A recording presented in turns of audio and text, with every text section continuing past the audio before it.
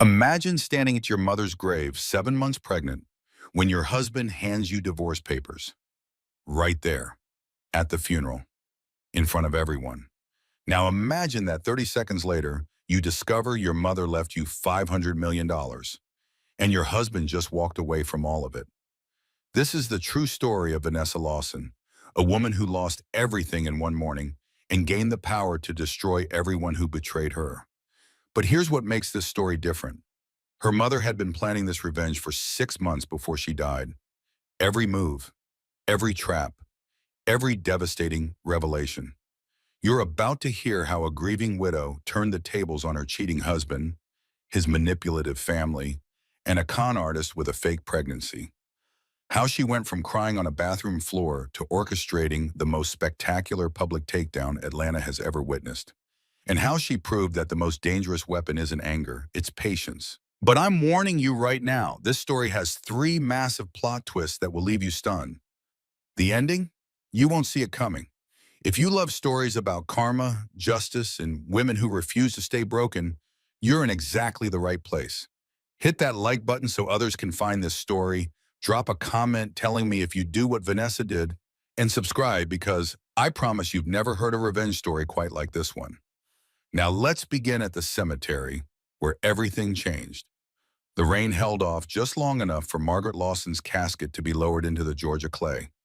Oakland Cemetery sprawled across the Atlanta hillside, ancient oaks casting shadows over weathered headstones dating back to the Civil War. 30 mourners stood in a semicircle around the fresh grave, their black clothes stark against the gray November sky. Vanessa Lawson stood at the edge, 7 months pregnant, one hand resting on her swollen belly, while the other clutched a tissue that had disintegrated from overuse. Her face looked hollow, destroyed by a grief so complete it seemed to have consumed everything else. The baby kicked, a reminder that life continued even when it felt impossible. The priest's voice droned on. Ashes to ashes, dust to dust. We commend Margaret Lawson to God's eternal care. Beside her, David Reynolds checked his phone for the third time in 5 minutes. Vanessa noticed but said nothing. Her husband of 2 years had been distant for months, but today of all days, she needed him to be present. She reached for his hand. It felt cold in hers, lifeless. Behind them, 30 feet back under a black umbrella that served no purpose since it wasn't raining, Linda and Robert Reynolds watched the proceedings with expressions that didn't quite match the solemnity of the occasion. Linda's mouth curved slightly at the corners. Not a smile exactly, but something close, something satisfied. In the crowd, a woman Vanessa vaguely recognized from David's office dabbed at her eyes with a tissue. Claudia something. She'd sent a sympathy card. Her hand rested on her stomach in a gesture Vanessa knew all too well, the unconscious, protective touch of early pregnancy. David's jaw clenched. He pulled his hand from Vanessa's and reached into his jacket. The movement was deliberate, practiced. He withdrew a manila envelope, official-looking and ominous. David? Vanessa whispered. What is that? He didn't answer. Instead, he turned to face her fully, blocking her view of the casket. His eyes held nothing, no warmth, no recognition of their shared history, no acknowledgement of the life growing inside her. Vanessa. His voice cut through the priest's prayer like a knife. Heads turned. The priest faltered mid-sentence. A ripple of confusion spread through the mourners. David handed her the envelope. Her hands shook as she took it. What is this? Divorce papers. The words came out flat, rehearsed. I already signed them. The world tilted. Vanessa staggered backward, and Sarah Mitchell, her best friend since college, caught her elbow. Around them, gasps echoed. Phones emerged from pockets. Someone started recording. What? Vanessa's voice cracked. David, what are you talking about? He looked away toward the line of parked cars beyond the graves. It's over. This marriage. Us. It's better this way. Better? The word came out strangled. My mother is being buried right now. I'm pregnant with your baby. You're doing this here? I know the timing isn't ideal, but waiting would only make it harder. His face twitched. Guilt or annoyance, impossible to tell. You're strong, Vanessa. You'll figure it out. Strong. He was calling her strong while destroying her at her mother's graveside. Vanessa became aware of eyes on them. All 30 mourners staring. Some with shock, others with something darker. Judgment, curiosity, the hungry fascination of witnessing someone else's catastrophe. Why? Her voice came out hollow. Why are you doing this? David straightened his tie, still avoiding her eyes. Because I need you to understand this is final. I'm with Claudia now. The name hit like a physical blow. She's pregnant. She needs me. Vanessa's knees almost gave out. The coworker, the woman whose text had lit up his phone at midnight, the one Vanessa had asked about, only to be told she was paranoid, insecure, imagining things. You're leaving me pregnant with your child for another woman who's also pregnant with your child? It's complicated. He shoved his hands in his pockets like this was a business transaction. I don't expect you to understand, but Claudia makes me happy. She makes me feel alive. He paused, searching for words that would cut deepest. You make me feel trapped. The whispers grew louder. Phones held higher. This would be on social media within minutes. Within an hour, the world would know that David Reynolds had served his pregnant wife divorce papers at her mother's funeral. You're making a mistake. Vanessa's voice turned cold, harder than she knew she was capable of. You have no idea what you're doing. David actually smiled, pitying, condescending. I know exactly what I'm doing. I'm choosing my happiness. Something you should try them. He turned and walked away. No hug, no apology, no acknowledgement of the vows broken or the life abandoned.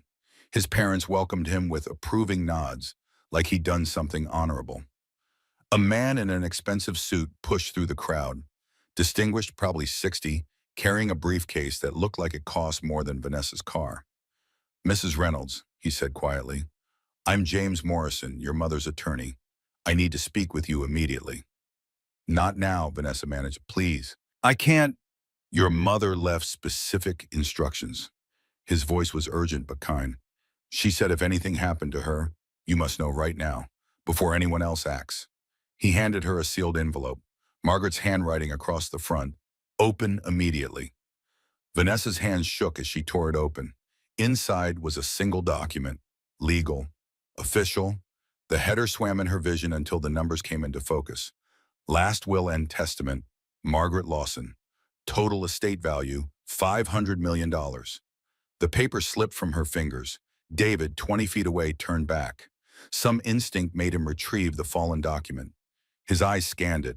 The color drained from his face completely. 500 million? Linda Reynolds rushed over, snatched the paper from his hands. She read it. Her perfect composure cracked. This can't be real. Margaret was a bookkeeper. I don't understand.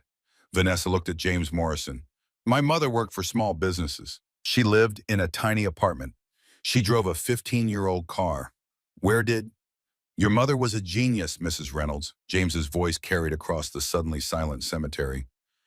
She built an empire in secret, and she built it to protect you. David looked between the paper and Vanessa, realization dawning in his eyes, the magnitude of his mistake becoming clear. Wait, Vanessa, we need to talk. I didn't know about... Something shifted in Vanessa's expression. She saw him clearly now, perhaps for the first time. The weakness, the manipulation, the cruel calculation of what he'd done. You want to talk now? Her voice cut like glass. After you just handed me divorce papers at my mother's funeral? I didn't know about the money. Desperation crept into his tone. If I had known, if you had known, steel entered her voice for the first time. So you only want me if I have money? David realized what he'd said. No, that's not what I meant. Vanessa picked up the divorce papers from where they'd fallen. She thrust them at him. Sign this, now. He froze, confused. You want it out? You're out, and you'll never see a penny of my mother's money. Vern, she turned to the attorney. Make sure of it, whatever it takes. James Morrison allowed himself a slight smile. Your mother already did, ma'am. The prenup his parents insisted on protects your inheritance completely. He has zero claim. Linda's face, the moment she realized her own greed had destroyed her son's access to $500 million, was almost beautiful in its horror. Vanessa's voice carried across the cemetery. My mother's funeral is over. Anyone who wants to pay respects to her memory is welcome to stay. Anyone here for the circus can leave. She turned her back on David and walked to Margaret's casket, placed her hand on the polished wood. I understand now, Mom, she whispered. Thank you. 3 months earlier, everything had been different. Vanessa and David sat in an upscale restaurant for their second anniversary. Soft lighting, expensive wine, sparkling cider for Vanessa, and a feeling that something was wrong beneath the surface. Everything okay? Vanessa reached for his hand across the table. David's phone buzzed. Again, he glanced at it. Claudia, work, and silenced it without meeting her eyes. Just work stuff. You know how it is. She knew, but she also knew that work didn't usually text at 9 p.m. on a Friday night. 2 weeks later, Vanessa held a positive pregnancy test, her hands shaking with nervous excitement. Surprise? David's face, she would remember this moment later, analyzing it for signs she'd missed. His smile looked forced. His eyes showed something else. Not joy, panic maybe, or resentment. That's great, honey. Wow.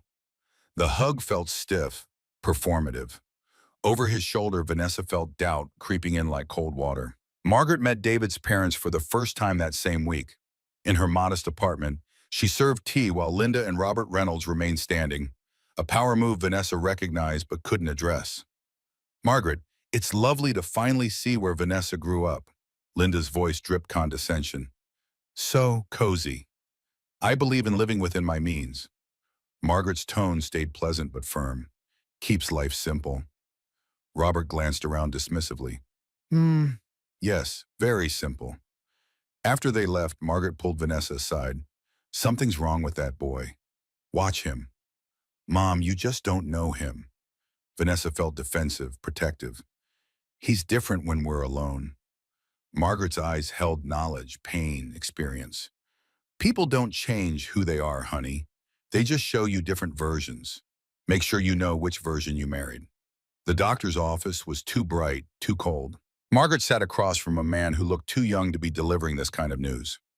Stage 4 pancreatic cancer. His voice was gentle. I'm sorry, Margaret. We're looking at 3 to 6 months, maybe less. Margaret absorbed this with eerie calm. How long before I can't manage my own affairs? You'll have good days and bad days, maybe 8 to 12 weeks of relative clarity. Then I have work to do.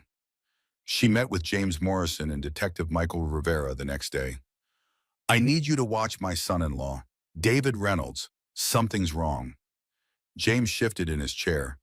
What makes you think? A mother knows. Margaret's voice was steady. I've been watching Vanessa's face when she thinks no one's looking.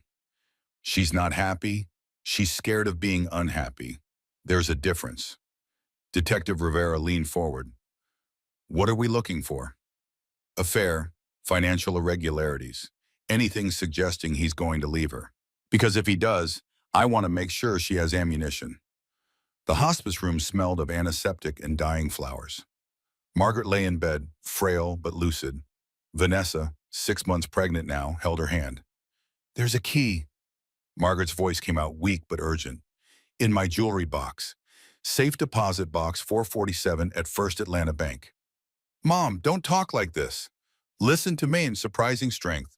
Everything you need is there. Trust no one until they've earned it. Protect yourself and my granddaughter. How do you know it's a girl? Margaret smiled weakly. A grandmother knows. Promise me, Vanessa. Promise you'll be strong. I promise. Show them what a Lawson woman is made of. Her breathing grew shallow. I love you more than... The monitor's flatlined.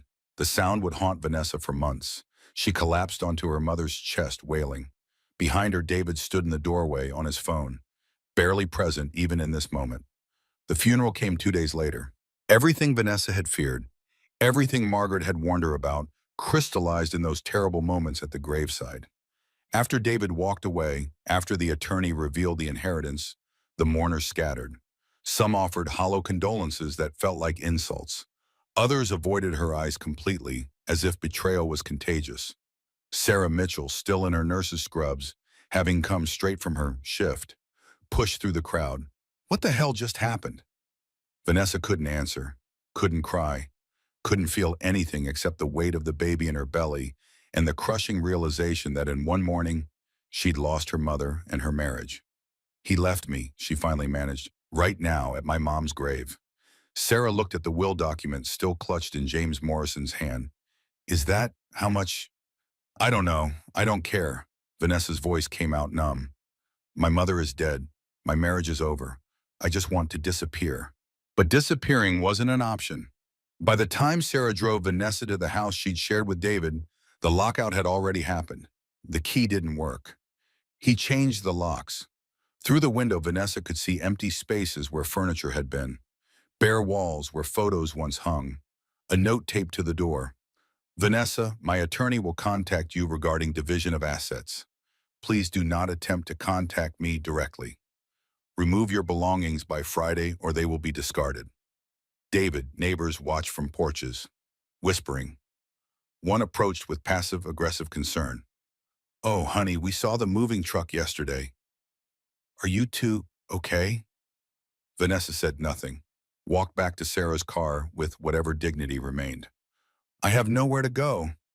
Yes, you do. Sarah's voice was fierce. You're coming home with me.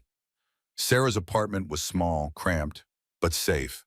Vanessa sat on the pull-out couch, staring at nothing while Sarah made tea. The TV played in the background.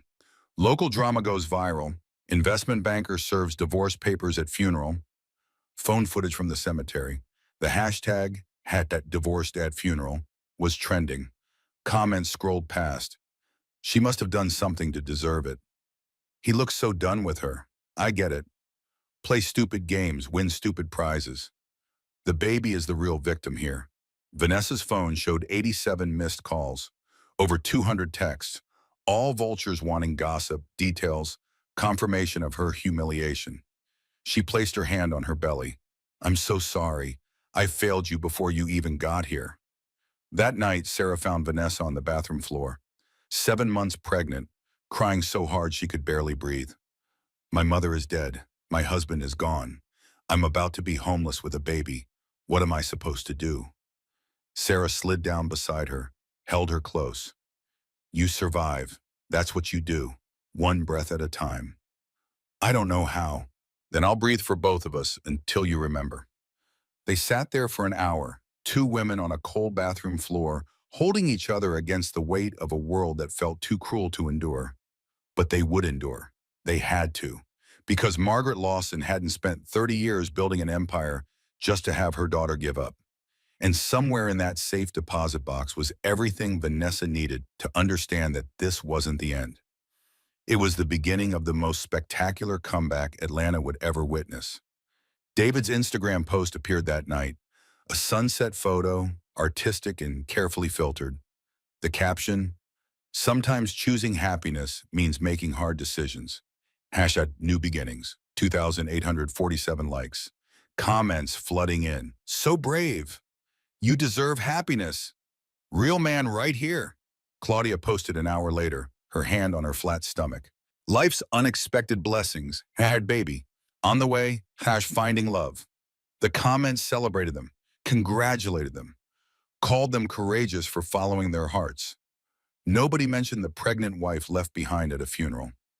That part didn't fit the narrative they were crafting. Vanessa's mentions told a different story. Homewrecker drove him away. Gold digger finally exposed. Bet she's lying about the pregnancy. Each notification felt like a dagger. Sarah finally took Vanessa's phone and turned it off. Stop reading that poison. But the poison had already spread. The letter from David's attorney arrived 3 days later. Mrs. Reynolds, my client requests swift resolution to marital dissolution. Refusal to cooperate will result in protracted court proceedings where fitness for custody will be questioned. Suggest immediate signature to avoid unnecessary pain. Regards, Mitchell and Stein, attorneys at law. Sarah read it over Vanessa's shoulder. They're threatening to take your baby. Vanessa felt dead inside. Maybe they should. What kind of mother am I if I can't even protect myself? Stop that. Sarah's voice turned fierce. You're grieving.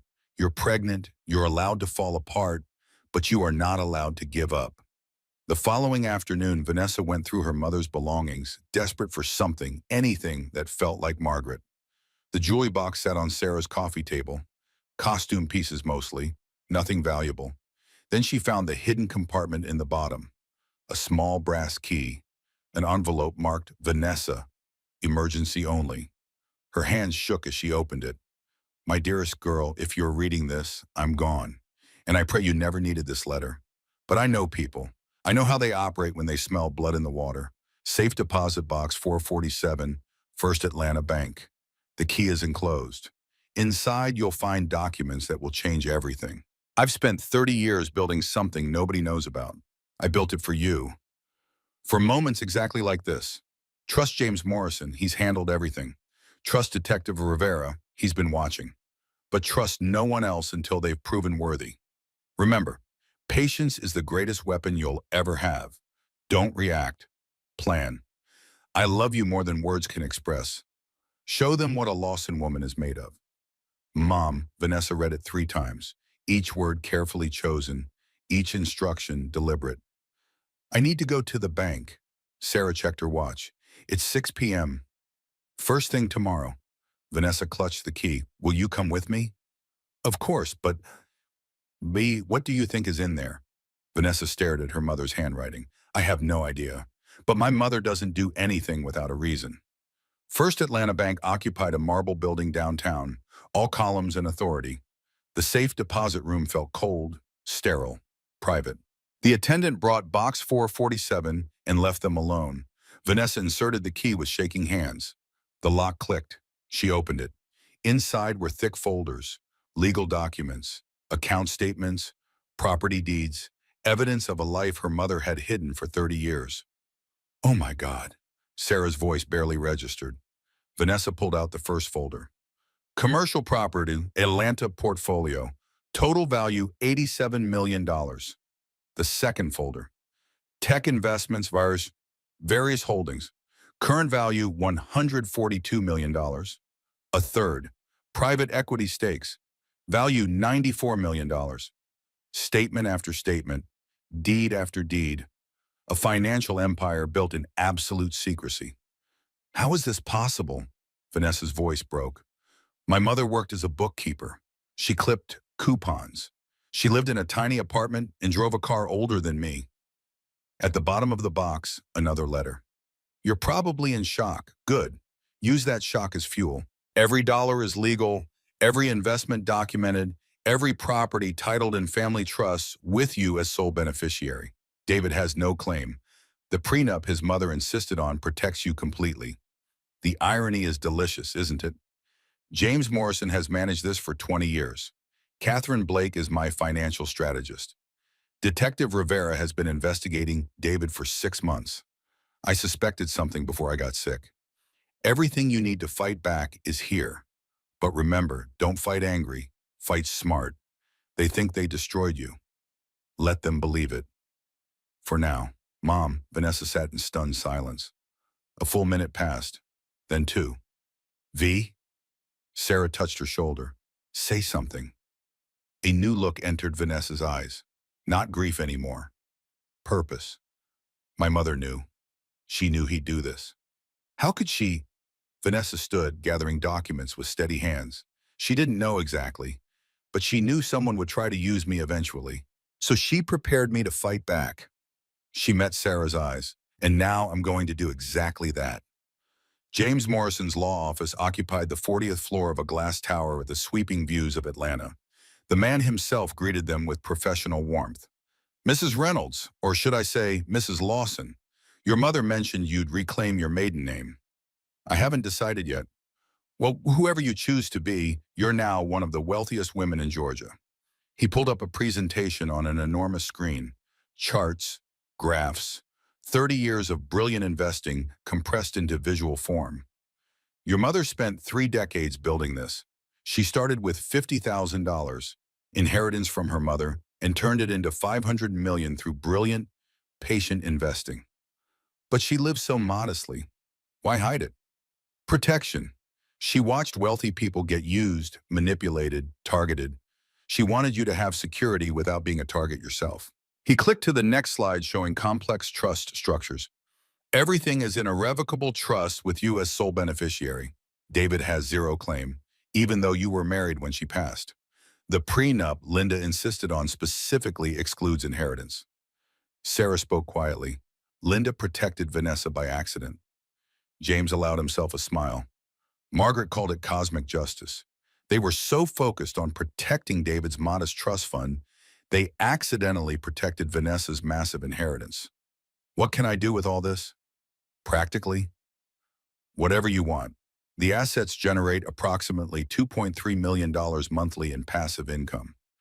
You never have to work another day. He paused meaningfully. Or you can use it to destroy the people who tried to destroy you. James pulled out a thick folder marked Detective Rivera, Confidential. Your mother hired Detective Rivera 6 months before she died. She suspected something was wrong with David. She was right. Photos spilled out across the conference table. David and Claudia at a hotel in October, 10 months ago.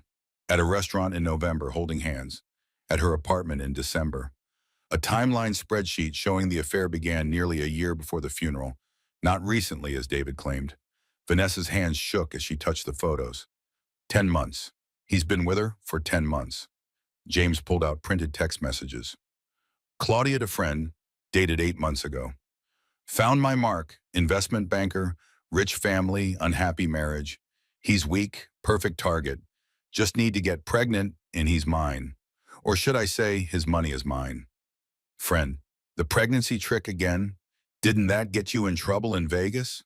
Claudia, this time I'm smarter. Found tutorials online for fake bumps. Got fake ultrasound apps. He'll never know. Vanessa read the text, face hardening with each word.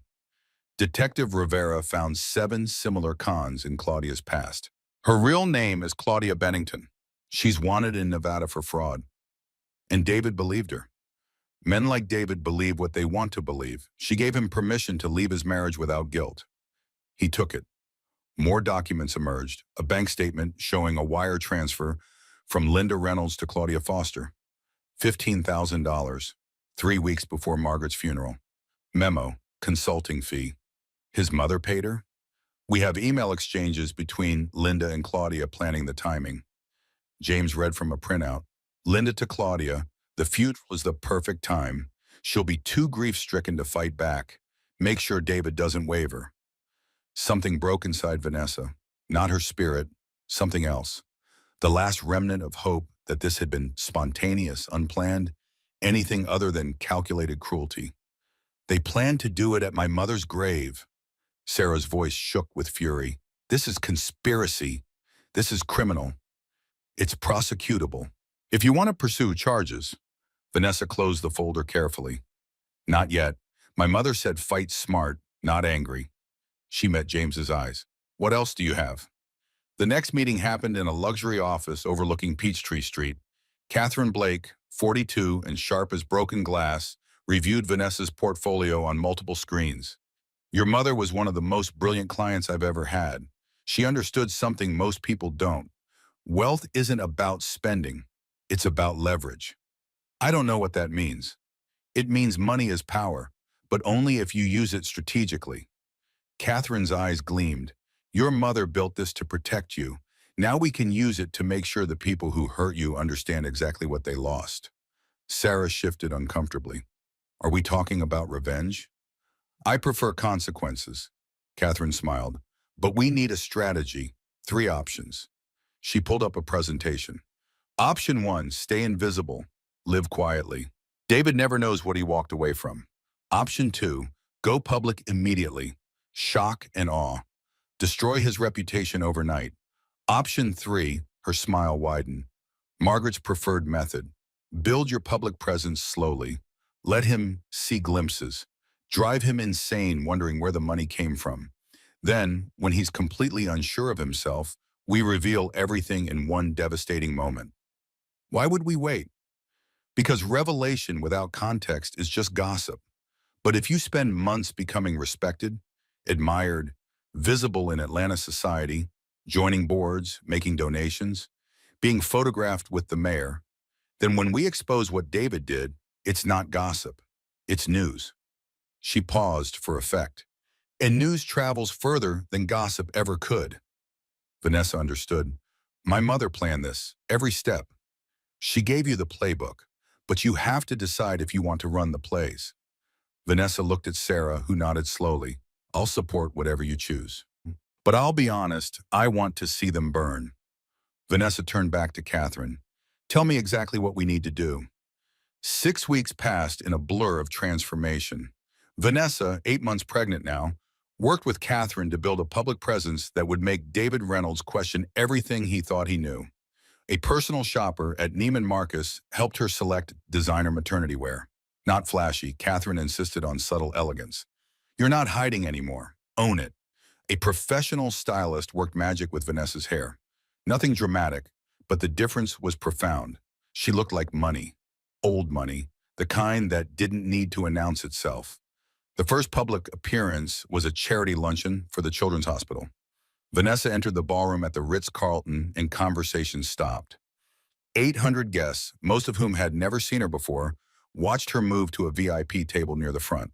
She wrote a check for $500,000, made sure the donation was very public. The society columnist photographed everything. Other attendees whispered, "Who is she?" "I heard she's Margaret Lawson's daughter." "Margaret, the bookkeeper, how does she have that kind of money?" The whispers were exactly what Catherine wanted. Questions without answers. Mystery that demanded explanation. Over the next month, Vanessa appeared at 3 more events. A gallery opening where she purchased art worth $75,000. A women's shelter board meeting where she spoke about understanding powerlessness. A mayor's breakfast where she sat 2 seats from the city council president. Society pages began running her photo. Mysterious philanthropist emerges. New face in Atlanta society. The woman everyone wants to meet. The mayor's charity luncheon brought 800 guests to the Ritz-Carlton ballroom. Vanessa arrived exactly on time, was escorted to a VIP table near the front, and settled in next to Marcus Cameron, a tech entrepreneur whose company Margaret had invested in years ago. Linda Reynolds sat in the back with her country club friends. Her fork stopped midway to her mouth when she saw Vanessa. "Excuse me," Linda said tightly. She approached Vanessa's table with a smile that didn't reach her eyes. "Vanessa, this is unexpected." Vanessa looked up, pleasant and unruffled. "Hello, Linda. How are you?" Linda's gaze swept over the designer dress, the jewelry that looked real because it was. "I'm confused, very confused. What are you doing here?" "I was invited. I'm a donor." "Where is this money coming from?" Linda's voice dropped low. "Your mother was a bookkeeper." Vanessa smiled. "My mother was many things people didn't understand. Turns out I inherited more than her furniture." "How much more?" "Enough?" Vanessa returned to her conversation with Marcus Cameron, effectively dismissing Linda. "Is there something specific you wanted, Linda? I have people to meet." Linda's face showed she was losing control of the narrative she'd so carefully crafted. "David told me about your mother's money. We're looking into it." "Look all you want." Vanessa's tone stayed pleasant. "Everything's legal. Everything's documented. Everything's mine." She paused. "Give David my regards. Or don't. I really don't care anymore." She turned away. Linda stood there, powerless, before retreating to her table with shaking hands. David's temporary apartment was small, generic, a massive downgrade from the house he'd shared with Vanessa. He paced while talking to his mother on the phone. She was at the mayor's luncheon, sitting with Marcus Cameron and the city council president. What the hell is happening? "I don't know," Linda's voice crackled through the speaker. "But we need to find out where this money came from. If Margaret's assets were illegally obtained, you think she was laundering money or something? I think we need to investigate every possibility. Your father is calling our accountant." Claudia emerged from the bedroom wearing baggy clothes, hand on her flat stomach. She was supposedly 4.5 months pregnant now, but showed no visible signs. "What's wrong?" "Vanessa. She's all over social media, donating hundreds of thousands, appearing at events. Everyone's talking about her." "I thought you said her mother had nothing." "So did I." David's voice rose. "But apparently she had millions, maybe hundreds of millions, and I signed away any claim to it." Claudia's face showed calculation. Her con had just gotten complicated. Well, you have me now. You have our baby. That's what matters. David looked at her stomach. Really looked for the first time. When's your next doctor's appointment? Next week. Wishy. I want to come. Baby, I told you, my doctor prefers. I don't care what your doctor prefers. His voice turned firm. I'm coming. Claudia swallowed. Trapped. James Morrison's email arrived with perfect timing. David's attorney is requesting a meeting. They want to discuss expedited settlement terms. Vanessa sat across from James in his office. Meaning? Meaning he wants out of the divorce quickly. He's offering you full custody, no support obligations, complete clean break. Sarah, sitting beside Vanessa, sounded excited. That's everything you wanted. Why now? Vanessa asked cautiously. He's seeing your public profile, realizing what he walked away from. He wants to end this before you can use the divorce proceedings to expose him further. Catherine appeared on the video screen. Take it. This is better than dragging him through court. Vanessa considered. You really think so? You get grace, you get your freedom. You get to rebuild without him anywhere near you. Sometimes winning isn't about destruction. It's about walking away with what matters. Sarah nodded. She's right. You won, V. Take the win. Vanessa felt relief flooding through her for the first time in weeks. Okay, accept the settlement. Let's end this, Webb. That evening, Vanessa and Sarah celebrated in the estate Vanessa had moved into, Margaret's real home, hidden behind gates and old oaks. 6 bedrooms, a library that smelled like leather and wisdom, gardens that seemed to go on forever. Sarah raised her glass of sparkling cider.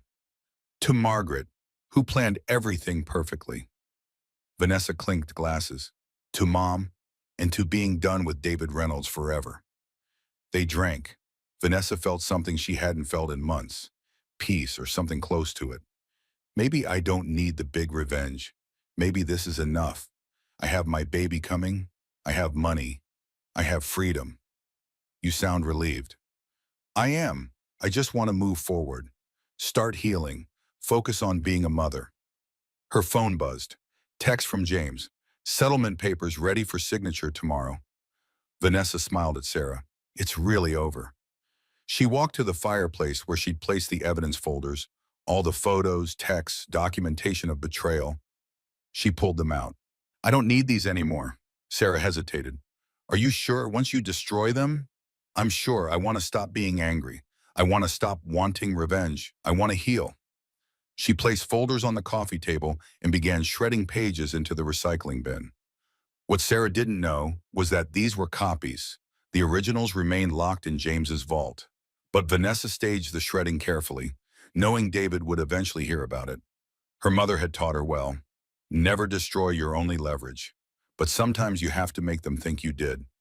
The Reynolds family home looked the same as always from the outside. Inside, Linda, Robert, and a high-powered forensic accountant reviewed documents spread across the dining room table. Margaret Lawson's tax filings from 15 years ago show irregularities, the accountant said carefully. Robert leaned forward. What kind of irregularities? Capital gains reported don't match up with asset acquisitions in the following years. It's possible she was concealing income sources. Linda's expression turned predatory. Tax evasion? I'm not saying that definitively, but there's enough here to warrant an IRS investigation. If someone were to file a complaint, Linda looked at Robert, do it. If we're wrong, we won't be. And even if we are, an investigation will freeze her accounts for months, maybe years, long enough for David to file for custody before she can afford to fight. The notification appeared on Vanessa's phone 3 days later. Local philanthropist under federal investigation. IRS opens probe into Margaret Lawson estate. Her blood ran cold. Media reports flooded in. Questions raised about source of Vanessa Lawson's wealth. Anonymous tip leads to tax fraud investigation. Did deceased bookkeeper evade millions in taxes? Social media erupted. Knew something was fishy. Drug money? Fraud money?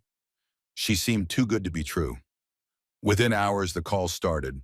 The charity board chair, apologetic but firm. Vanessa, we need you to step aside until this clears up, just temporarily, for the organization's reputation. But I didn't do anything wrong. My mother didn't. I believe you, but perception matters. I'm sorry. 3 more calls, same message. All her charity positions suspended. James Morrison arrived at Vanessa's estate the next morning, his face grim. David's withdrawn the settlement offer. He's filed an emergency motion. He handed her the papers. Vanessa read with shaking hands. He's claiming your fortune is illegally obtained. He's asking for full custody of the baby with you getting supervised visitation only. On what grounds? That you're inheriting proceeds of tax fraud. That you're an unfit environment for a child. The hearing is in 2 weeks, right after your due date. Sarah jumped up, furious. They timed this. They waited until she's about to give birth. The judge issued a temporary order. If the baby is born before the custody hearing, CPS will place the infant in temporary foster care until the hearing resolves. Vanessa felt the world collapsing. They're going to take my baby? They're going to take Grace? We'll fight this.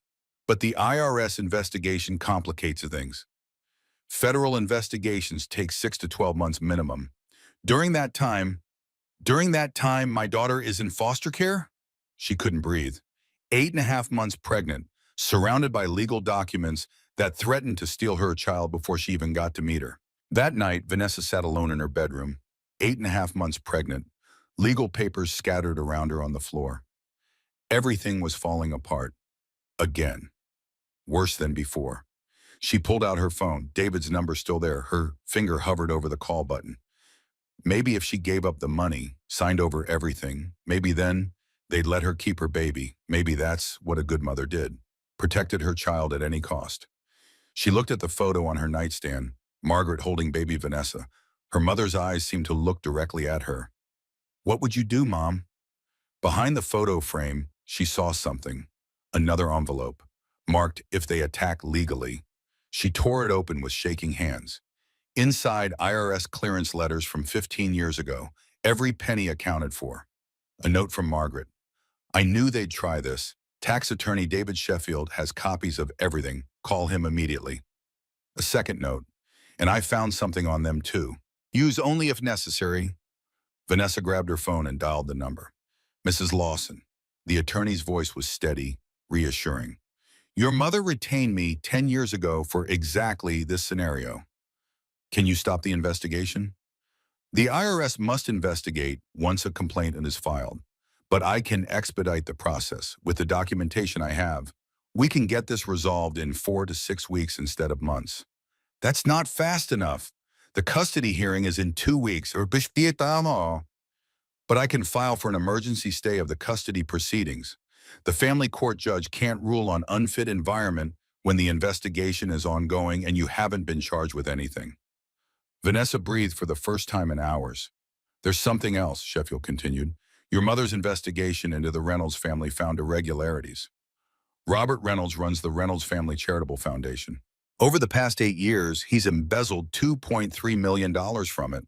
Fake vendor payments, ghost employees, shell companies. Can we prove it? Your mother already did. Bank statements, tax filings, witness statements from former employees. It's all documented. He paused. She didn't want to use it unless absolutely necessary. She said fighting dirty should always be a last resort. Vanessa's voice turned cold. They tried to take my baby. It's necessary. The War Council assembled in Vanessa's living room the next morning. James Morrison, Catherine Blake via video, tax attorney David Sheffield on speakerphone, Sarah pacing near the windows, and Detective Michael Rivera appearing in person for the first time. Rivera placed thick folders on the coffee table. Mid-40s, the kind of competent authority that came from years of financial crimes investigation. I've been investigating for 8 months. Here's what we have. He opened the folders methodically. David and Claudia, affair started 10 months before the funeral. Premeditated, documented, undeniable. Claudia Bennington, 7 prior fraud charges across 3 states, 5 aliases, professional con artist. Linda Reynolds paid Claudia $15,000 3 weeks before the funeral. Wire transfer, clear memo, consulting fee. Robert Reynolds embezzled $2.3 million from his family's charitable foundation over 8 years. The IRS complaint filed against Margaret's estate, filed from Linda Reynolds' home computer. IP address traced. That's filing a false federal report, a felony. Vanessa absorbed this. So we have them, on multiple charges. Yes, but there's a complication. What complication? The judge assigned to your custody case, Judge Patricia Morgan, plays golf weekly with Linda Reynolds. They're friends. Sarah exploded. That's judicial bias. She needs to recuse herself. James shook his head. She won't, not without pressure. And filing a complaint would take weeks we don't have. Catherine's voice came through the screen. So we don't go to her court. Everyone turned to the monitor. What? We hold our own trial in public at the gala. Vanessa frowned. What gala? The Margaret Lawson Foundation inaugural gala, scheduled 3 days after your due date, 800 guests, every media outlet in Atlanta invited. Live streamed to 50,000 plus viewers. James looked skeptical. We can't just present evidence at a charity event. No, but I can. Rivera leaned forward. If I submit all evidence to the district attorney's office first, following proper procedures, and then we make it public at the gala, it's not vigilante justice, it's transparency. Understanding dawned on Vanessa. We expose them publicly, then they get arrested. Exactly, Catherine said. And with that much public attention, Judge Morgan can't give them preferential treatment. She'd be watched too closely. But the custody hearing is before the gala. James met her eyes. Then you don't show up. Silence filled the room. If you fail to appear, the judge has to reschedule. It buys us 2 weeks, enough time to make everything public first. That's contempt of court, Sarah protested. Yes, you could be arrested, but I'd rather you get arrested after the truth comes out than lose grace before we can fight back. Vanessa looked around at her team, her mother's team, the people Margaret had assembled to protect her daughter when she couldn't do it herself. I'm risking jail? You're risking contempt charges, usually a fine, maybe probation, but not losing your daughter. Rivera spoke up. If the DA agrees, and with this evidence they will, warrants will be issued. We time the arrest for maximum impact. At the gala, on camera. Vanessa placed her hand on her belly. Grace kicked, as if voting for action. My mother planned for this, all of it. Catherine nodded. She gave you the ammunition, but you have to decide if you'll use it. Long pause. Vanessa thinking through every angle, every risk, every potential outcome. Set it up. The gala, the DA meeting, everything. She stood, holding her belly. They came for my baby. Now they get to see what happens when you threaten a Lawson woman's child. Labor started on a Thursday morning, 3 days past Vanessa's due date. 7 hours of pain, Sarah coaching her through every contraction. Between contractions, Vanessa gasped. What if they take her? What if I only get to hold her once? That's not going to happen. We have a plan. Plans fail. What if... Sarah grabbed her hand fierce. Listen to me. You are Margaret Lawson's daughter. You are stronger than they could ever imagine. And you are going to hold your baby and fight for her with everything you have. Final push. A baby's cry filled the room. It's a girl! They placed her on Vanessa's chest. Tiny, perfect, screaming with healthy lungs. Grace stopped crying at her mother's voice and opened her eyes. Hi, Grace. Hi, baby girl. I'm your mama. And I promise, nobody is taking you from me. David stood outside the nursery the next day, looking through the window at baby Grace. Security wouldn't let him in. Vanessa had barred him. His face showed something Vanessa hadn't seen in months. Genuine emotion, something breaking in him as he saw his daughter for the first time. He called Vanessa's room. What do you want, David? I saw her. Through the window. She's beautiful. Did you call to tell me that? I called to say I made a mistake. The biggest mistake of my life. And I want to be a father. Can we talk, please? Vanessa looked at Grace sleeping in her arms. Come tomorrow. Visiting hours are 10 to 8. Really? Yes, but David, if you're coming to threaten me or manipulate me or try to take her, don't. I won't. I just want to meet my daughter. After hanging up, Sarah gave her a look. You're letting him visit? No, but I want him to think I am. I want him to show up tomorrow and find me gone. I want him to know what it feels like when someone he loves disappears. Sarah smiled. Your mother's daughter. Damn right. The custody hearing happened without Vanessa. Judge Patricia Morgan sat on the bench, David and his lawyer present, Claudia beside him in a dress designed to hide her supposedly 6-month pregnancy. Vanessa's chair remained empty. Counsel, where is your client? James Morrison stood. Your Honor, Mrs. Lawson gave birth 48 hours ago and is experiencing postpartum complications. We request a continuance. David's lawyer jumped up. Your Honor, this is clearly a delay tactic. We move for immediate. I'm granting a 2-week continuance. But Mrs. Lawson, if you fail to appear again, I will issue a bench warrant. The gavel fell. David looked panicked, finally understanding he was losing control. The news alert came that afternoon. IRS closes investigation into Lawson estate. No wrongdoing found. Anonymous complaint determined to be malicious and unfounded. Media coverage shifted. Philanthropist cleared of all allegations. False accusations against grieving mother. Who filed the fraudulent complaint? Public opinion swung back to Vanessa hard. The narrative David and his family that had tried to craft was collapsing.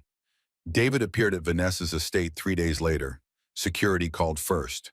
Vanessa, recovered from birth and looking strong, agreed to see him. He entered the living room carrying flowers, looking broken in a way she'd never seen. Sarah stayed nearby, security at the door. Thank you for seeing me. Vanessa's voice was cool. You have 10 minutes. He approached slowly, looking at Grace in Vanessa's arms. Tears filled his eyes. Can I hold her? Vanessa hesitated, then nodded. She handed Grace to him carefully, watching his face as he held his daughter for the first time. David completely broke down. She's perfect.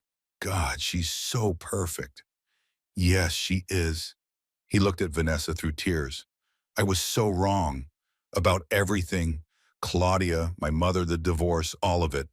I was weak and selfish and cruel. Yes, you were. Vanessa's bluntness seemed to surprise him. I know I don't deserve forgiveness, but I'm asking anyway. For Grace's sake, she deserves to have her father. Vanessa watched him holding their daughter, saw genuine remorse, saw the man she'd once loved buried somewhere under the mistakes. What about Claudia? It's over. I ended it. Well, because I finally saw what she is, what they all are. My mother, my father, they used me, used you, used our marriage as a weapon. He paused. I want to make this right, however long it takes. Sarah gave Vanessa a warning look, but Vanessa's resolve was wavering. What are you asking for? Couples counseling, a chance to rebuild trust. Not marriage, not yet, but maybe co-parenting, a real relationship with Grace. He handed Grace back to Vanessa gently. I'll sign whatever you want, give you whatever you want. I just want to be in her life, in your life, if you'll let me. Vanessa looked at Grace, then at David. I need to think about it. Of course, take all the time you need. He stood to leave, turned back. Vanessa, I'm sorry for everything, especially what I did at your mother's grave. That was unforgivable. But I'm going to spend the rest of my life trying to make it right. After he left, Sarah immediately protested. V, you can't seriously be considering Grace deserves to know her father. And maybe people can change. Maybe he's really trying. Or maybe this is another manipulation. Maybe, but I have to try for her. Over the next 2 weeks, David became a fixture at the estate. Couples counseling sessions where he took full responsibility. Visits where he played with Grace while Vanessa watched cautiously. Family dinners that felt almost normal. Eventually, he moved into the guest house, separate from the main house, taking things slow. Media coverage was positive. Reconciliation for baby's sake. Second chances after betrayal. The public supported the healing narrative. Vanessa felt something she hadn't felt in months. Hope. Maybe the happy ending didn't require revenge. Maybe it just required healing. One evening in the library, David raised the idea that would prove fatal. What if we just drop the court case entirely? Joint custody, no lawyers, no judges, just us figuring it out. Really? I don't want to fight you anymore, V. I just want to be a father. Relief flooded through her. Okay, let's do that. They shook hands. David pulled her into a hug. She allowed it, feeling the weight of months lifting slightly. After he left, Vanessa looked at the evidence folders she'd kept locked in the library. The originals, not the copies she'd shredded. Maybe I don't need these anymore. Maybe it's time to let go of the anger. Sarah entered, saw what she was considering. Are you sure? I am. Grace is healthy. David's committed to being a good father. The custody case is dropped. This is what I wanted. She pulled out a few pages, started shredding them visibly, maintaining the appearance while keeping the bulk secured. She left shredded paper where David would see it later, evidence that Vanessa was moving on. Trust, but verify. That's what her mother would say. 3 days later, Vanessa brought dinner to the guest house where David was staying. Being kind, building trust. He was in the shower when she arrived. His phone sat on the counter. It buzzed, a text from Mom. Phase 2 complete. She destroyed the evidence. Moving to Phase 3. Friday at 2 p.m., Judge Morgan confirmed. Vanessa's blood ran cold. She picked up the phone, opened the messaging app with shaking hands. The text thread between Linda and David revealed everything. Linda, has she destroyed the investigation files yet? David, not yet, working on building trust. She's softening. Linda, work faster. We need those files gone before the gala. David, I hate this. Lying to her again. She's trying so hard to believe me. Linda, do you want your child or not? Do you want access to that money or not? Stop being weak. David, I know, you're right. Linda, once she destroys the evidence, we file emergency custody. Dr. Peterson will testify she has postpartum depression. Judge Morgan will rule in our favor. David, and then? Linda, then you have Grace, and through child support, access to Vanessa's fortune, exactly as planned. Vanessa kept scrolling, hands shaking. Photos of David meeting with Claudia yesterday at a coffee shop. Claudia, miss me? David, this is business only. When this is over, we split the money. Claudia, 50-50, like we agreed. David, yes, just need to get custody first. A group text between David, Linda, and Robert. Robert, the fake postpartum diagnosis is set. Dr. Peterson owes me from the country club matter. Linda, and Judge Morgan? Robert, she'll rule in David's favor. I've handled it. David, what about the gala? What if she goes public there? Linda, without evidence files, it's just her word against ours. No one will believe her, and we'll have Grace by then. The shower turned off. Vanessa quickly put the phone back exactly where it was. David emerged in a towel. Hey, I didn't hear you come in. Vanessa's heart pounded, but her voice stayed steady. Just bringing dinner. I'll leave you to it. She walked out calmly, made it to the main house, locked the door, then broke down. Silent scream. Sarah rushed in. What happened? Vanessa showed her phone. She'd photographed David's texts. It was all fake. Every word, every tear, every moment with Grace. It was all to get me to destroy the evidence. Sarah read with growing horror. Oh my God. And I almost fell for it. I almost destroyed the real files. Vanessa's voice shook. Grace. Grace started crying in her bassinet. Vanessa picked her up, held her close. They're never going to stop. They'll never stop trying to take you from me. Detective Rivera arrived an hour later. Vanessa had called him immediately. He showed her his tablet, photos taken over the past week. I've been following David. Your mother would have wanted you to know. The photos corroborated everything. David meeting Claudia at the coffee shop. David meeting with Dr. Peterson at the hospital. David entering Judge Morgan's house, not her office, her home.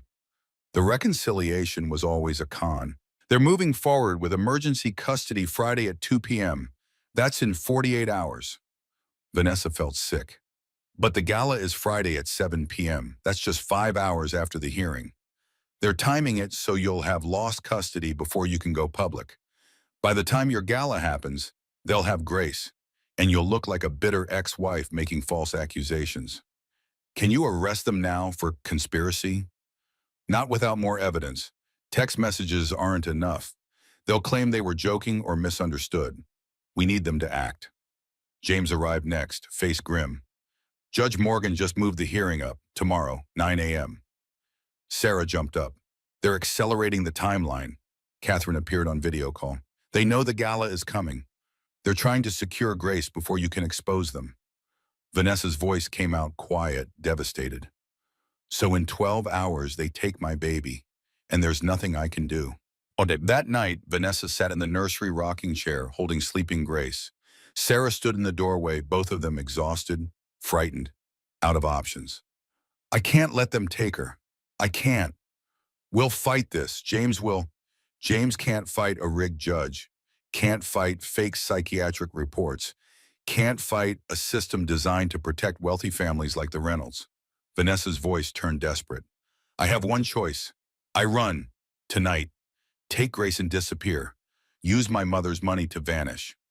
V, if you run, they'll call it kidnapping. You'll be a fugitive. I don't care as long as Grace is safe. She stood, started packing a diaper bag with shaking hands. We'll go to Canada, then Europe, somewhere they can't find us. Sarah looked torn. And spend the rest of your life looking over your shoulder? Teaching Grace to hide? That's not living. It's better than losing her. Grace woke, started crying. Vanessa picked her up, tears streaming down her face. I'm sorry, baby girl. Mama tried to be strong, but sometimes running is the only way to keep you safe. Headlights appeared in the driveway. Detective Rivera and James Morrison. Emergency meeting at 2 a.m. Everyone gathered in the living room, exhausted and desperate. James pulled out a final sealed envelope, thick and heavy. Your mother left this, marked, when all else fails. Vanessa opened it with shaking hands. Inside were 6 USB drives, a letter from Margaret, and legal documents. She read the letter aloud, her voice breaking. My darling girl, if you're reading this, they're trying to take Grace. I'm so sorry I'm not there to protect you both. But I can do this. For 6 months before I died, I had Detective Rivera install listening devices in the Reynolds home. With their permission? Of course not. Legal? Probably not. Admissible in court? Definitely not. But leverage? Absolutely. These drives contain audio of Linda and Robert planning your destruction. Planning to use David. Planning to take Grace. Planning everything. You can't use this in court, but you can use it to make them afraid. You can use it to force their hand. You can make them destroy themselves by trying to cover up what they've done. Trust your team. Trust yourself. Trust that sometimes fighting dirty is the only way to protect something precious. I love you forever. Mom, Vanessa looked at Rivera. You bugged their house? Your mother paid me to install surveillance. Audio and video, every room except bathrooms and bedrooms. 6 months of recordings. Catherine's voice came through the screen. Holy shit. James looked troubled. This is ethically complicated. Can we use it at the gala? Not in court, but nothing stops you from playing it at a private event. It's your mother's property. You inherited it. Rivera nodded. And once it's public, the DA will have to investigate. Public pressure. But they're taking Grace in 7 hours. The gala is 12 hours away. How does this help? Catherine leaned toward her camera. You don't go to the hearing. Everyone stared at the screen. What? If you're not there, they can't take Grace. They'll issue a contempt order, but that takes time. Meanwhile, you go ahead with the gala tonight. Make everything public. Then turn yourself in. You'll be arrested, Sarah protested. For what? Missing a hearing? Vanessa looked at James. What's the penalty? Contempt of court, usually a fine, maybe short jail time, but nothing compared to losing Grace. Rivera added, and once the recordings are public, the judge who issued the warrants will be under investigation too. She won't be able to rule against you. Vanessa looked at Grace sleeping in her arms, at her team, her mother's team. So I go into hiding for 12 hours, miss the hearing, go to the gala, expose everything, then deal with consequences. That's the play. Where do I hide? I have a safe house. Off the books. They'll never find you. Vanessa looked around at each face.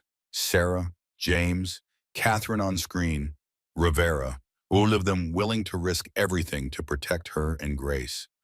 This is insane. Your mother planned it, Sarah said softly. My mother was insane. Your mother was a genius, Catherine corrected. Beat. Decision time. Vanessa stood, holding Grace close. Okay, we do it. All of it. I'm done playing defense. She met each person's eyes. Let's show them what happens when you threaten a Lawson woman's child. The Four Seasons ballroom gleamed under crystal chandeliers. 800 guests in formal wear, media everywhere, cameras capturing everything. The banner read, Margaret Lawson Foundation Inaugural Gala. Foundation displays showed planned initiatives, women's shelters, legal aid clinics, education programs. Everything looked legitimate because it was legitimate. This was real work that would continue long after tonight. The Reynolds family arrived at 7 p.m., dressed to kill. Linda in pearls and predatory confidence. Robert in his best suit. David between them, looking almost triumphant. They thought they'd won. Vanessa had missed the hearing that morning. An arrest warrant had been issued for contempt. CPS had been granted temporary custody. Grace was supposedly in protective care while the system sorted everything out. What they didn't know was that Grace was with Detective Rivera, safely hidden, while Vanessa prepared for the most important performance of her life. Claudia emerged from the restroom, no longer hiding. Back with David publicly, hand on her flat stomach despite supposedly being 7 months pregnant. Still no visible bump because there was no baby. There had never been a baby. Reporters approached. Mr. Reynolds, is it true there's a custody dispute? David's response was smooth, practiced. It's a private family matter. We're just here to support Margaret Lawson's foundation. And they took seats in the VIP section. Catherine had arranged it. Keep your enemies close. At 7:30, the lights dimmed slightly. A murmur of anticipation rippled through the crowd. Spotlight on the entrance. Vanessa Lawson walked in. Not alone. She carried Grace, 3 months old now, awake and looking around with curious eyes. Designer gown, head held high, flanked by Sarah and Detective Rivera, his badge visible. The entire ballroom went silent. David stood, face draining of color. How do you have her? There's a court order. Rivera stepped forward. Mr. Reynolds, I suggest you sit down. David sat. Linda's face showed rage and panic mixed. She'd been so certain of victory. Vanessa walked to the stage, placed Grace in Sarah's arms. Sarah stayed stage side where the baby would be visible to everyone, a living reminder of what this was really about. Vanessa took the podium. A screen descended behind her. She looked out at 800 faces, at cameras broadcasting live to 50,000 viewers, at the people who tried to destroy her sitting in the front row. Thank you all for being here tonight. Her voice was steady, clear, powerful. 3 months of pain and planning crystallized into this moment. 3 months ago, I buried my mother at Oakland Cemetery. It was the worst day of my life, not just because I lost the woman who raised me, but because it was also the day my husband chose to end our marriage. Murmurs rippled through the crowd. Everyone knew this story from social media, but hearing it directly was different. He handed me divorce papers at her graveside while they were lowering her casket, while the priest was praying. I was 7 months pregnant with his child. Cameras flashed. Reporters leaned forward. This was already better than they'd hoped. I share this not for sympathy, but for context, because what happened next is a story about underestimation, about people who mistake kindness for weakness, about the danger of assuming you know someone's worth. Click, the screen lit up with a professional photo of Margaret, confident, intelligent, powerful. My mother spent 30 years building a fortune nobody knew about. $500 million across investments, real estate, business ventures. She lived modestly, worked quietly, let everyone underestimate her. Numbers appeared on screen, property deeds, investment statements, all documented, all real. Because she understood something profound. The best protection is invisibility until you're ready to be seen. Beat. She left it all to me, every dollar, every property, and she left me something else too. Click. Instructions, guidance, evidence. The evidence dump began methodically, devastatingly. First, David and Claudia's affair. Text messages, timestamped 10 months before the funeral, hotel receipts, photos of them together. Timeline proving the affair started long before David claimed. Gasps throughout the ballroom. Heads turning to stare at David, who'd gone pale. My husband didn't leave me spontaneously. He was groomed to leave by a woman who saw opportunity. Next, Claudia's fake pregnancy. Her text messages to a friend. Claudia, the pregnancy trick works every time. Just need prosthetics and fake ultrasounds. He's too stupid to question it. Friend, what if he wants to go to appointments? Claudia, I'll handle it. Men like him believe what they want to believe. The ballroom erupted, people turning to stare at Claudia, who'd gone white, frozen in her seat. Claudia Bennington is a professional con artist. 7 prior fraud charges across 3 states.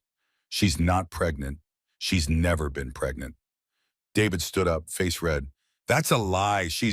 Rivera stood, badge out. Mr. Reynolds, sit down or you'll be escorted out. David sat, looked at Claudia. Are you really not pregnant? Claudia said nothing, guilt written across her face. Third, Linda's payment. Bank transfer on screen for everyone to see.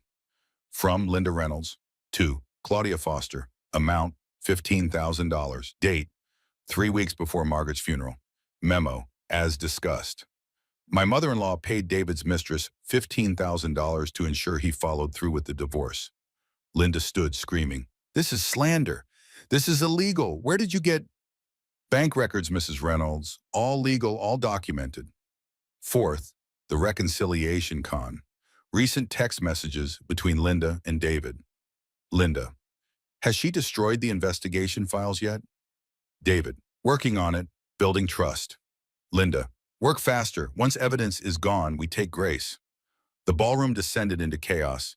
People standing, shouting, media rushing to file stories. Cameras everywhere capturing the Reynolds family's public destruction. 2 weeks ago, David came to me asking for another chance, asking to be part of Grace's life. I wanted to believe people could change. Vanessa's voice hardened, but it was a trap to get me to destroy evidence, to get access to my daughter. The audio bombshell came next. My mother prepared for this too. For 6 months before she died, she had the Reynolds home monitored as audio recordings of every conversation. James stood. For legal clarity, these recordings were made on private property with permission of the property owner. Margaret Lawson was part owner of the Reynolds family home through a trust structure, completely legal. It was a gray area at best, but it sounded official. I'm going to play 60 seconds. That's all you need to hear. Click. Linda's voice, crystal clear through the ballroom speakers. Once we have custody, we control access to Vanessa's fortune through child support. David will get millions. Robert's voice. And the girl will never know her mother was anything but unstable. Linda again. Exactly. We'll make sure everyone knows she was unfit. Postpartum depression. Dangerous. David's voice weak. What if she fights back? Linda. With what? Once you get her to destroy the evidence, she has nothing. The audio stopped. The ballroom was in absolute chaos. Everyone yelling, reporters rushing toward exits, cameras flashing like lightning. Detective Rivera took the microphone. For the record, I'm Detective Michael Rivera, Atlanta Police Department, Financial Crimes Division. Everything you just saw and heard was submitted to the District Attorney's Office 48 hours ago. Warrants were issued this morning. Police officers entered from multiple doors. We allowed this event to proceed because Mrs. Lawson wanted you, their peers, to know the truth before they could spin the story. Officers approached the Reynolds table. David Reynolds, conspiracy to commit fraud, attempted custodial interference, wire fraud. Handcuffs clicked onto David's wrists. He looked at Vanessa with something like disbelief, as if he couldn't fathom that she'd actually won. Linda Reynolds, filing false federal reports, bribery of public officials, conspiracy to commit kidnapping, obstruction of justice. More handcuffs. Linda's perfect composure finally shattered. She started crying, mascara running.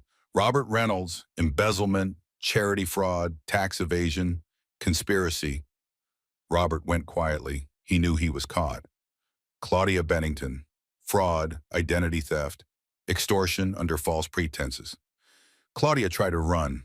Officers blocked the exit. She was cuffed, screaming. He made me do it. He promised me money. David being led away. I never promised you. We were in this together. They were all escorted out as media filmed everything.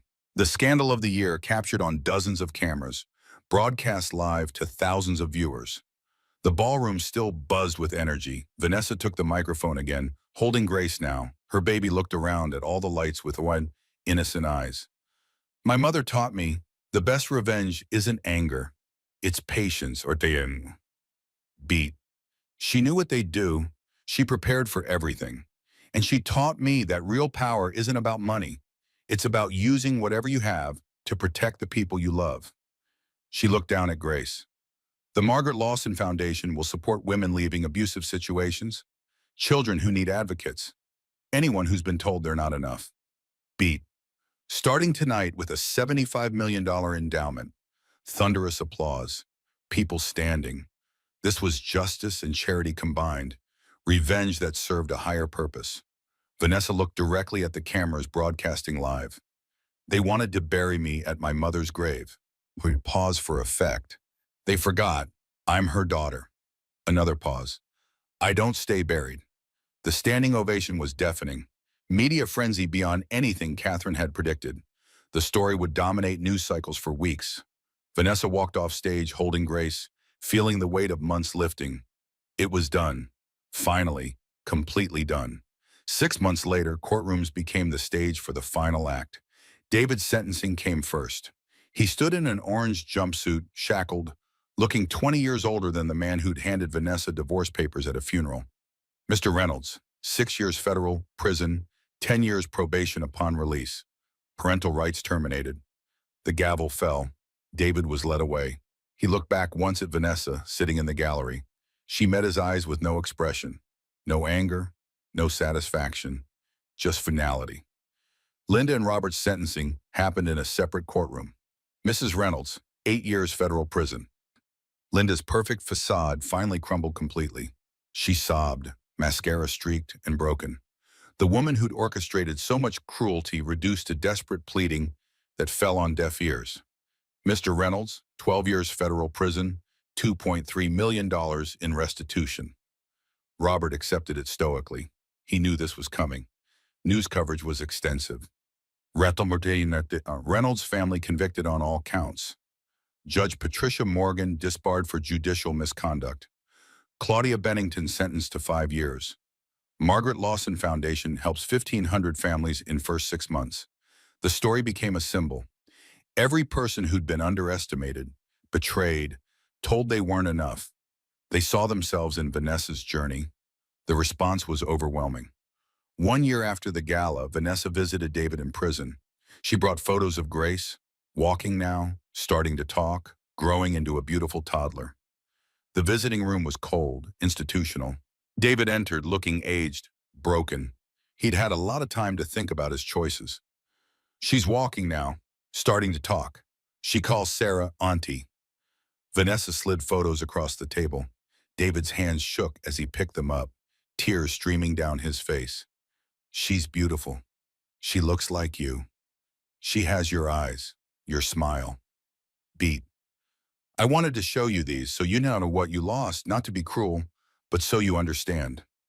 I understand every day. His voice was hollow. I dream about that cemetery, about handing you those papers. I wake up knowing I destroyed everything that mattered for things that never existed. When you get out, if you get parole, you can petition for supervised visits, maybe. If you've changed, if you've done the work. Will you let me? I don't know. That's a question for 6 years from now, Vanessa. Today's Vanessa just wanted you to see your daughter, even if it's only in photos. She stood to leave. Vanessa? His voice cracked. I'm sorry, I know that doesn't fix anything. But I am. I know you are. But sorry doesn't raise a child. Goodbye, David. She walked out without looking back. That chapter was closed. Spring came to Atlanta with flowers and birdsong. Vanessa pushed a stroller through Oakland Cemetery, Grace toddling beside it, practicing her unsteady walk. They reached Margaret's grave. Vanessa spread a blanket and sat with Grace, who immediately began investigating grass and flowers with intense toddler concentration. Hey, Mom, it's been a while. She arranged fresh flowers in the vase. The foundation opened its fourth shelter last month. Sarah's running operations. She's amazing at it. We've helped over 2,000 families now. Grace babbled, pulling grass. Grace is walking. Well, wobbling. Very determined, though. Wonder where she gets that. Emotional beat. David's in prison. He writes letters. I don't respond. Maybe someday Grace will want to know him. That's her choice to make. Grace toddled to the gravestone, touched it with tiny hands. I wanted to tell you something. I'm not angry anymore. I thought winning would feel like victory, but it just feels like peace, like I can breathe. She watched Grace explore with fearless curiosity. You gave me more than money, Mom. You gave me proof that I was worth protecting, that Grace was worth fighting for. Her voice broke slightly. I miss you every day. I wish you were here to see her, to see what we built. Grace toddled back, fell into Vanessa's lap, giggling. Say hi to Grandma Margaret. Grace waved her tiny hand at the gravestone. Mama! First clear word, Vanessa froze, tears of joy streaming down her face. Yes, baby, Mama, I'm your mama. She held Grace close, and Grandma Margaret is watching over both of us. The second annual Margaret Lawson Foundation Gala was different from the first, smaller, more intimate. 200 guests instead of 800. The women and children helped by the foundation were guests of honor, real faces, real stories of survival and rebuilding. Vanessa took the stage with confidence earned through fire. Grace was with Sarah backstage, visible on a monitor, a callback to the first gala, but this time for joy rather than proof. Last year, we held a gala that went viral. Tonight, I hope we go viral for the right reasons. Laughter from the crowd, warm, genuine. The Margaret Lawson Foundation has helped 2,100 families this year. 4 shelters, 3 legal clinics, education grants for 300 women rebuilding their lives. The screen showed real people, real transformations. Not celebrities or society figures, but women who'd escaped abuse, children who'd found safety, families who'd been given second chances. My mother taught me that power isn't about being seen, it's about being ready. Beat. But she also taught me, after you fight, you build. After you win, you heal. After you survive, you help others survive. She raised her glass. To Margaret Lawson, who taught me the best revenge isn't destroying your enemies. It's building something so beautiful they can never touch it. The applause was genuine, heartfelt. This wasn't about scandal or exposure anymore. This was about the work continuing, growing, making real differences in real lives. That night after the gala, Vanessa carried sleeping Grace upstairs to the nursery. She placed her daughter in the crib gently, covered her with a soft blanket. On the wall hung framed photos of 3 generations, Margaret holding baby Vanessa, Vanessa holding baby Grace, a legacy of strength passing from mother to daughter to granddaughter. Vanessa touched both photos. We did it, Mom.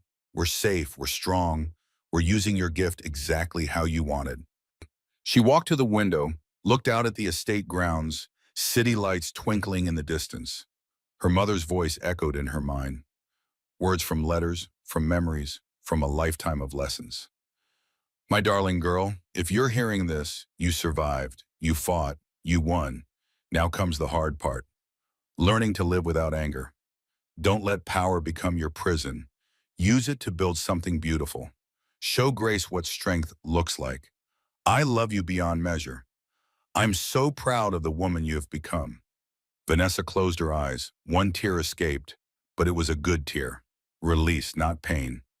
She opened her eyes and looked at Grace one more time.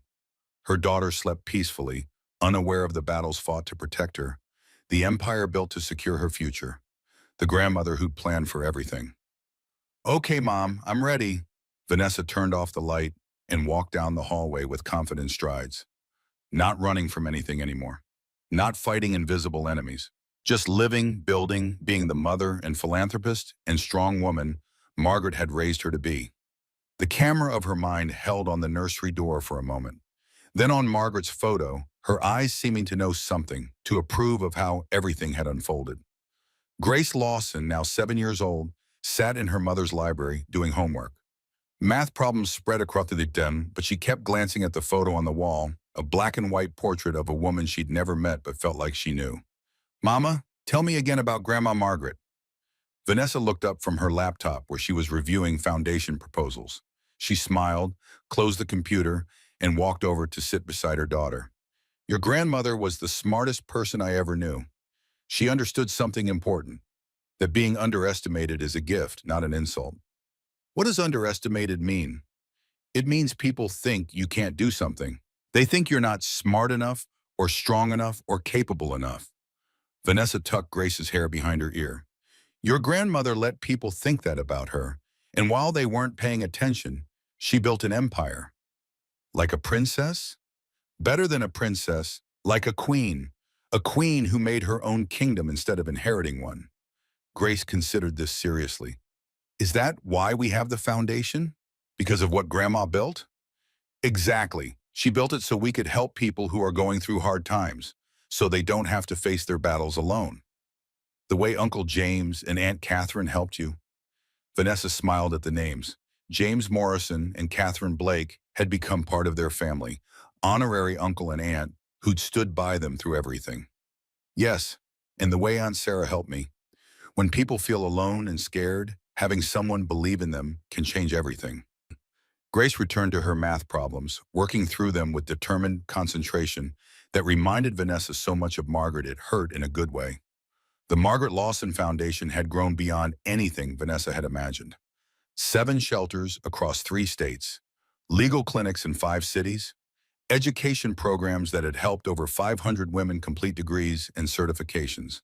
The foundation had become a model for others, a blueprint for how inherited wealth could be transformed into lasting change. Sarah Mitchell was indeed the COO now, having left nursing to run operations full-time.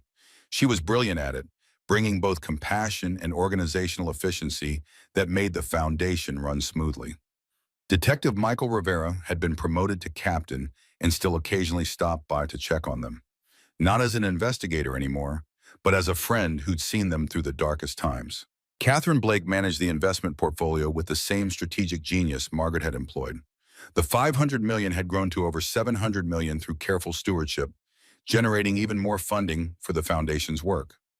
James Morrison remained their attorney and advisor, though his role had shifted from legal warfare to estate planning and foundation governance. He was in his mid-60s now, thinking about retirement, but not quite ready to step away from the family he had helped protect. The Reynolds family had scattered to the winds. David served 4.5 years before being released for good behavior. He worked at a warehouse now, attended mandatory therapy, paid child support that Vanessa deposited directly into a trust for Grace. He'd written dozens of letters over the years. Vanessa had saved them all but never responded. That door remained closed, perhaps forever. Linda Reynolds had been released after 6 years. She lived in a small apartment alone, estranged from her son who blamed her for everything. The society that had once revered her wanted nothing to do with her now. Robert Reynolds had died in prison 3 years into his sentence. Heart attack. David had been allowed to attend the funeral under guard. Linda had attended alone. The family dynasty had crumbled completely. Claudia Bennington had served 3 years and disappeared under a new name. Detective Rivera occasionally got tips about new cons being run, possibly by her, but she'd learned to be more careful. Some people never changed. Judge Patricia Morgan had been disbarred and faced ongoing civil litigation from families whose cases she'd mishandled. Her legacy was one of corruption exposed, injustice delayed, but ultimately served. On Grace's 7th birthday, Vanessa took her to the cemetery. Not a sad visit, but a tradition they'd developed, bringing flowers, telling stories, keeping Margaret's memory alive. Grace ran ahead to the grave, her energy boundless. She placed a bouquet of sunflowers against the headstone. Hi, Grandma Margaret. I'm 7 today. Mama says 7 is a lucky number. Vanessa caught up, carrying a blanket and picnic basket. They spread out beside the grave, eating sandwiches and birthday cake, talking about everything and nothing. Mama, do you think Grandma Margaret would be proud of me? Vanessa pulled Grace close. I know she would be. She'd be so proud of how smart you are, how kind you are, how you care about people who need help. Like the kids who come to our shelter? Exactly like them. Grace was quiet for a moment, then said something that took Vanessa's breath away. When I grow up, I want to help people too, like you and Grandma Margaret. I want to make sure nobody feels alone when bad things happen. Vanessa's eyes filled with tears. Then that's exactly what you'll do. 3 generations of Lawson women, Margaret who'd built the foundation, Vanessa who'd protected and expanded it, and Grace who would carry it into the future. Not through obligation, but through genuine desire to continue the work. That evening, back at the estate, they hosted a small birthday party. Sarah came with her girlfriend of 2 years, a relationship that made Vanessa happy to see after all Sarah had sacrificed to help her. James and Catherine brought gifts. Rivera stopped by with his family. Other friends from the foundation, from Grace's school, from the community they'd built. As the party wound down and guests departed, Grace fell asleep on the couch, exhausted from excitement. Vanessa carried her upstairs, tucked her into bed, and stood for a moment looking at her daughter's peaceful face. She thought about the woman she'd been 7 years ago, pregnant, grieving, betrayed, standing at her mother's grave while her husband destroyed her world. That woman had been so lost, so broken, so certain that everything good had ended. She couldn't have imagined this, the strength she'd find, the empire she'd inherit, the justice she'd secure, the foundation she'd build, the daughter she'd raised to be strong and kind and certain of her worth. But Margaret had imagined it, had planned for it, had built every tool Vanessa would need and left instructions for how to use them. "Thank you, Mom," Vanessa whispered to the darkness, "for everything, for seeing what I couldn't see, for believing I was strong enough when I didn't believe it myself, for teaching me that patience is power and that the best revenge is building something beautiful." She turned to leave, then paused. One more thing needed to be said. "And thank you for Grace, for giving me a reason to fight when I wanted to give up, for making sure your granddaughter would grow up safe and loved and strong." The house settled into nighttime quiet. Vanessa walked downstairs to the library, poured herself tea, and sat at her mother's desk. The same desk where she'd found that first letter, the key, the beginning of understanding. On the desk sat a letter she was writing to Grace to be opened when her daughter turned 18. Vanessa picked up her pen and continued, "My dearest Grace, if you're reading this, you're embarking on your own journey into adulthood. By now you know the story of your grandmother Margaret, of how she built an empire in secret and used it to protect me when I needed it most. But what you might not fully understand yet is the most important lesson she taught me, and the one I hope to teach you.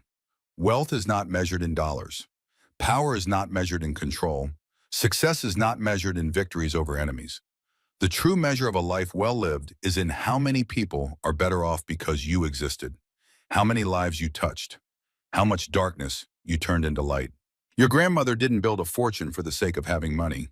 She built it as a tool to protect those she loved, to help those who needed it, to show that a woman dismissed as just a bookkeeper could change the world. I inherited her fortune, but more importantly, I inherited her mission. And now I'm passing both to you, not as a burden, but as an opportunity. You don't have to run the foundation if you don't want to. You can be anything, do anything. Your inheritance guarantees you that freedom. But I truly hope, that you'll choose to continue the work. Not because you have to, but because you understand, as your grandmother and I did, that protecting and empowering others is the highest purpose we can serve. 3 things I want you to always remember. First, being underestimated is a gift. Let people underestimate you. Then prove them wrong by succeeding beyond their imagination. Second, patience is the greatest weapon.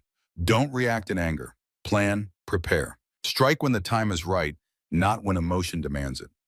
Third, the best revenge is building something so beautiful, so good, so impactful, that your enemies realize they destroyed themselves by underestimating you.